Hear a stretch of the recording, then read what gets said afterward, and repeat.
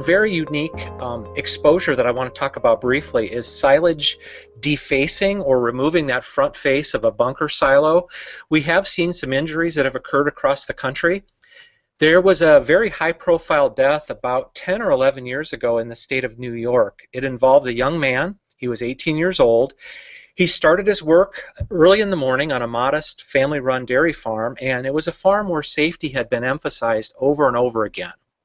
It was a cold morning. This young guy started the tractor and he raised the defacer up off of the ground about 4 feet.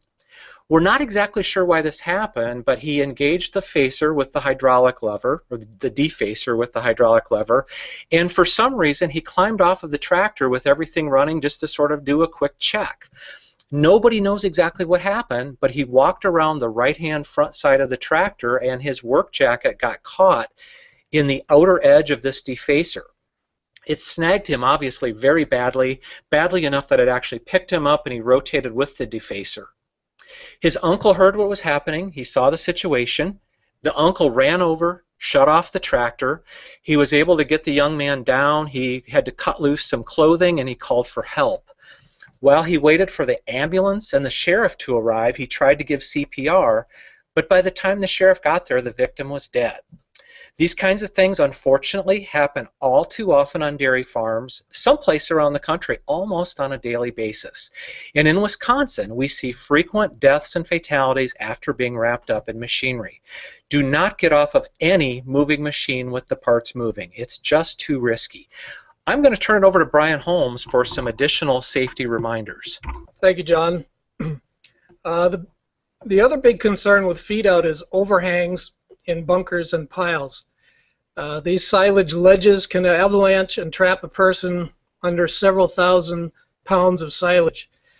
Faces should not be any taller than the feed out equipment can reach.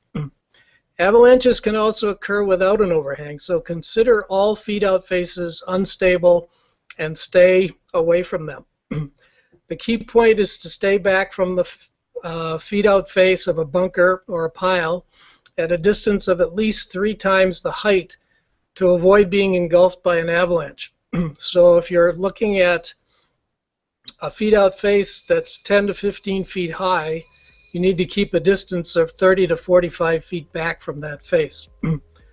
With very tall feed out faces, you might want to consider installing a bar screen or some other screening system on the windows of the unloading tractor to prevent the operator from being trapped in the cab in the event of an avalanche. When a sample needs to be taken, scoop up some of the silage in the loader, drive the loader away from the avalanche zone, and take your sample from the bucket. Again, the farm is potentially a dangerous industrial place. We provided you with some basic ideas. There are always more of them to learn. Don't make assumptions. All you who are working within the operational zone need to understand the need for the knowledge and tools that can help to keep them safe. For more information, look on the website www.agsafety.info.